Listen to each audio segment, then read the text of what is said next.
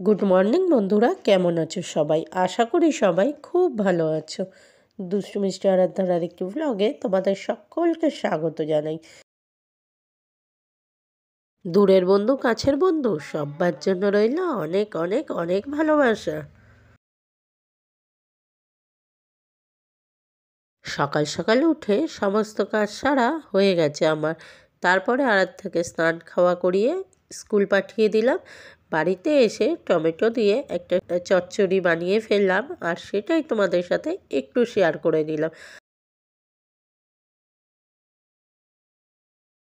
তো চলো বন্ধুরা, ভিডিওটা পুরো দেখতে থাকো, আশা করি তোমাদের ভালো লাগবে।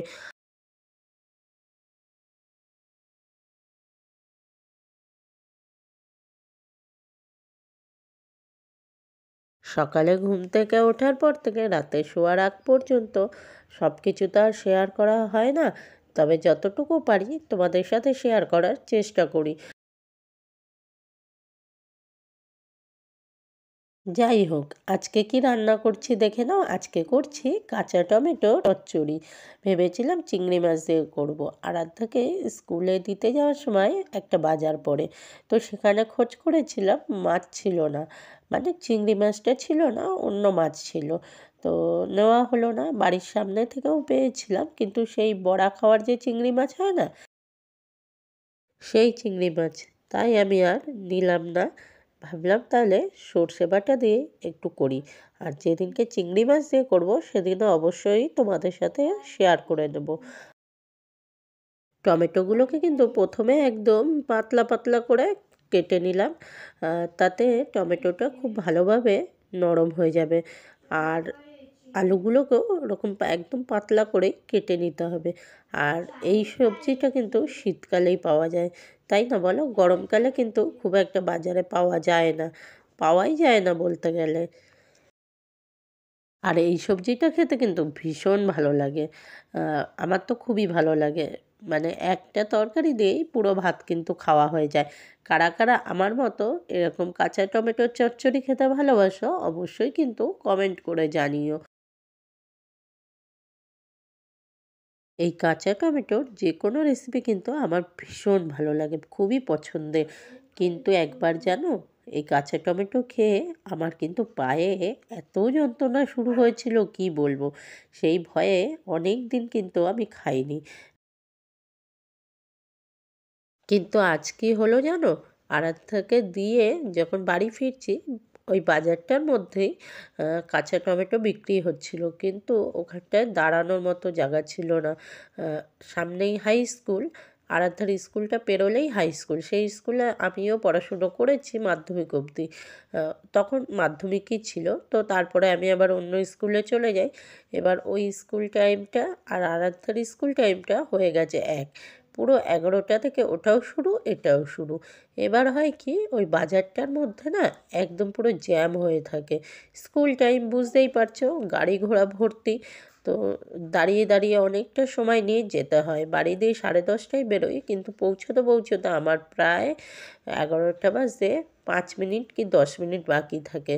সেই সময় গিয়ে পৌঁছোই, অনেকটা জ্যাম হয়ে যায়। প্রত্যেকেই ওই সময়টায় স্কুল যায়।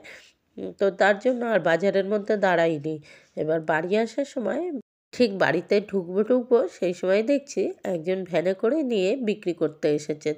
নিজেকে আর কন্ট্রোল করতে পারলাম না, নিয়েই নিলাম 500 গ্রাম। পুরোটা করব না, 250 মতো করবো, আর 250 মতো রেখে দেবো, আবার পরের দিন হয়ে যাবে। আলুগুলোকে কিন্তু পাতলা পাতলা করে আর সরু সরু করে কেটে নিলাম। নিয়ে এবার তেলের মধ্যে দিলাম ফোড়নে কালো জিরে। আর দেখো, একটুখানি সর্ষে নিয়েছি, খুব বেশি নয়। আর কাঁচা লঙ্কা, এই দিয়েই আজকে রান্নাটা সেরে ফেলবো। আলুগুলো একটু ভালো করে ভেজে নিতে হবে, যেহেতু নতুন আলু। রান্নার সময় দেখবে একদম ভালোভাবে সেদ্ধ হয়ে গেছে, কিন্তু যখনই নামিয়ে রাখবে কিছুক্ষণ বাদে দেখবে আস্তে আস্তে আলুগুলো কেমন শক্ত শক্ত মনে হয়। তো তার জন্য আমি কিন্তু খুব পাতলা পাতলা করে কেটে নিয়েছি, আর এগুলোকে ভালো করে একটু ভেজে নেব। নিয়ে তারপরে কিন্তু এর মধ্যে দিয়ে দেব কাঁচা টমেটো। কাঁচা টমেটোটা দিয়েও আবার কিন্তু বেশ কিছুক্ষণ ধরে নাড়াচাড়া করে নিতে হবে, যাতে টমেটোটা ভালোভাবে সেদ্ধ হয়ে যায়। টমেটোটা সেদ্ধ না হলে কিন্তু মোটেও ভালো লাগবে না।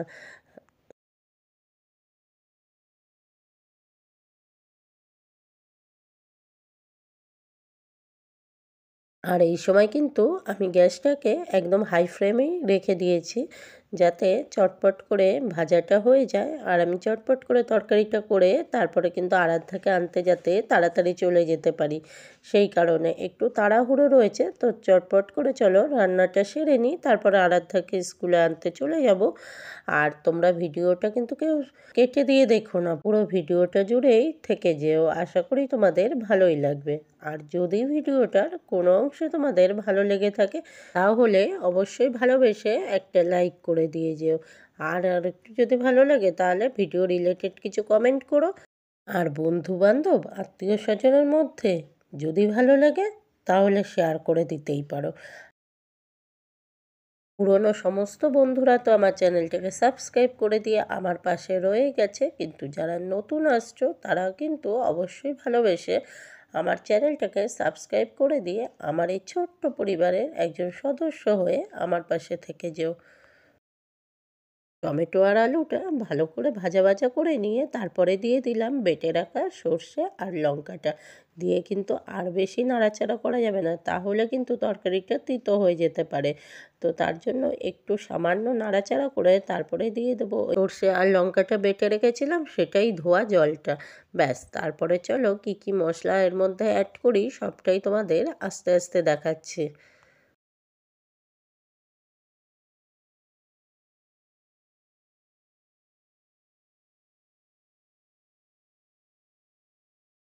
এবার দিয়ে দিলাম পরিমাণ মতো নুন আর পরিমাণ মতো হলুদ। এটা তো সবাই মোটামুটি রান্না করতেই পারো, এই শীতকালে ম্যাক্সিমাম প্রত্যেকের বাড়িতেই কিন্তু এই রান্নাটাও হয়ে থাকে কম বেশি। এটা খেতে ভালোবাসে না এরকম মানুষ কিন্তু খুব কমই আছে, তাই না?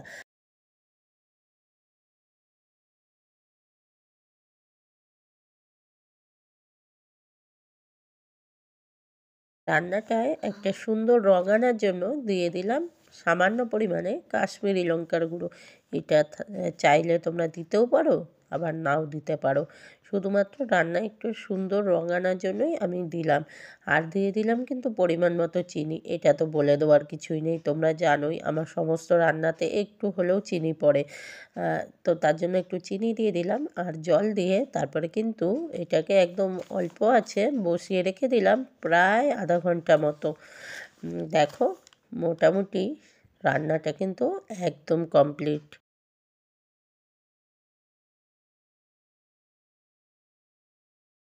রান্নাটার একদম শেষ পর্যায়ে দিয়ে দিলাম কুচিয়ে রাখা ধনেপাতা। যেমন সুন্দর গন্ধ আনবে তেমন সুন্দর কিন্তু খেতেও টেস্ট হয়েছিল।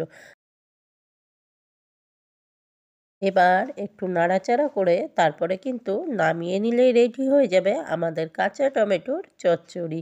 কারা কারা খেতে ভালোবাসো অবশ্যই কমেন্ট করে জানিও।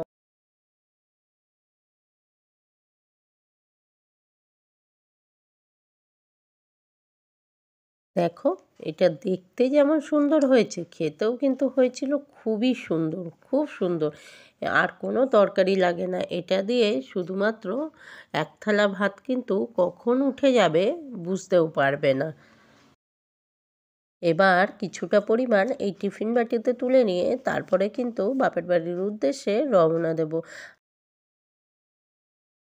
আর সকাল থেকে মাও বারে বারে ফোন করছে, মা তরকারি করে রেখে গেছে সেটা নিয়ে আসার জন্য। আর বৌদিও কিছু সবজি বানিয়ে আমার জন্য রেখে দিয়েছে, তো সেটাই আনতে যাচ্ছি। চলো কী সবজি সেটা তোমাদের পরে দেখাচ্ছি।